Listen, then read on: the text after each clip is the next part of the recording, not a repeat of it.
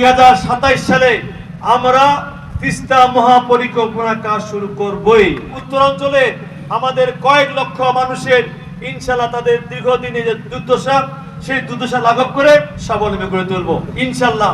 অল্প কিছুদিনের ভিতরে আমরা বিদ্যুৎ সমস্যার সমাধান করব। আমরা একটা জিনিস খেয়াল করেছি, এইখানে বিরোধী দল বিভিন্ন ভাবে আজকে কৃত্রিম ভাবে তাদের সারের সংকট তৈরি করে সরকারি ইমেজটা নষ্ট করতে চান।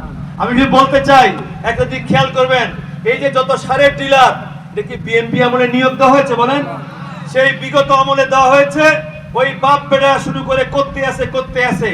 এই জন্য আমরা সার্কুলার দিয়েছি যে আমরা আগের ডিলারকে আমরা বাতিল করি নাই, আমরা শূন্য পদে ডিলার নিয়োগ দেওয়ার দ্বিতীয় পরিপত্র দিয়েছি এবং তৃতীয় পরিপত্র আমরা সময় বাড়িয়ে দিয়ে আমরা প্রত্যেকটি ইউনিয়নে আমাদের সেই ইউনো মহোদয়ের সুপারিশ নিয়ে প্রত্যেকটা ইউনিয়নে আরো একটা করে আমরা ডিলার নিয়োগ দেব, যার মধ্য দিয়ে আমার এলাকার জনগণ যেন সহজে যেন তার সারটা পায় এবং ওই 1200 টাকা 1460 যেন 1800 টাকা যেন কালাবাজারে বিক্রি করে না করে।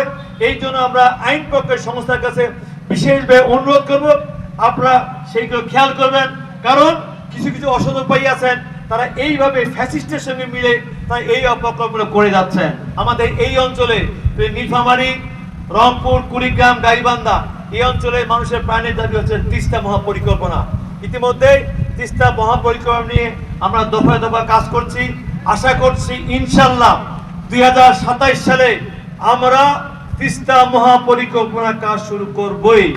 আমাদের কমিটমেন্ট, যার মধ্য দিয়ে এই 5টি জেলা সময় উত্তরাঞ্চলে আমাদের কয়েক লক্ষ মানুষের ইনশাআল্লাহ তাদের দীর্ঘদিনের যে দুর্দশা সেই দুর্দশা লাঘব করে আমরা এই এলাকার মানুষের জন্য স্বাচ্ছন্দ্যে উনি সেচ ব্যবস্থা করতে পারেন, মাছ চাষ করতে পারেন, হাঁস চাষ করতে পারেন। এইভাবে আমরা এই এলাকাগুলোকে মানুষকে স্বাবলম্বী করে তুলবো।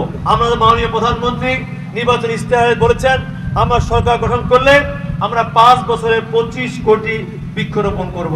আপনারা তো অবাক হয়ে যাবেন, আমি যেহেতু পানি সম্পদ মন্ত্রণালয়, আমাদের এই অঞ্চলে কিন্তু প্রতিনিয়ত পানির স্তর নেমে যাচ্ছে।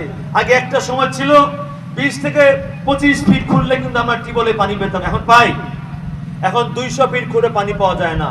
অবাক হয়ে যাবেন, বরন্ত এলাকায় রাজশাহী, নওগাঁ, চাঁপাইনবাবগঞ্জ সেখানে 600 থেকে 700 ফিট খুঁড়েও সেখানে পানি পাওয়া যায় না। কেন? আজকে বাংলাদেশের সঙ্গে ভারতের 54টি নদী আছে।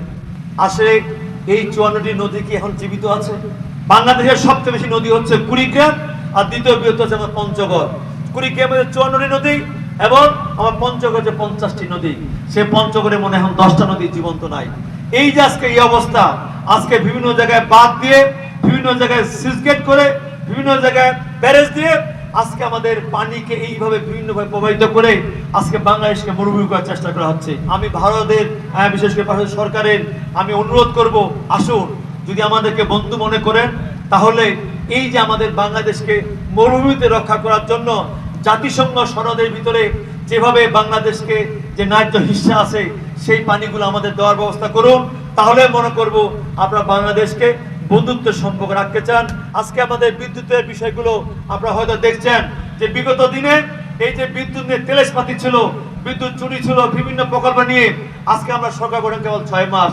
এই 6 মাসে কিন্তু 17 বছরে যে ডিজাস্টার অবস্থা, চুরি, দুর্নীতি, রাহাজানি, এটা কিন্তু 6 মাসে সেটা লাঘব করা সম্ভব নয়। আমরা চেষ্টা করছি ইনশাআল্লাহ অল্প কিছুদিনের ভিতরে আমরা বিদ্যুৎ সমস্যার সমাধান করব।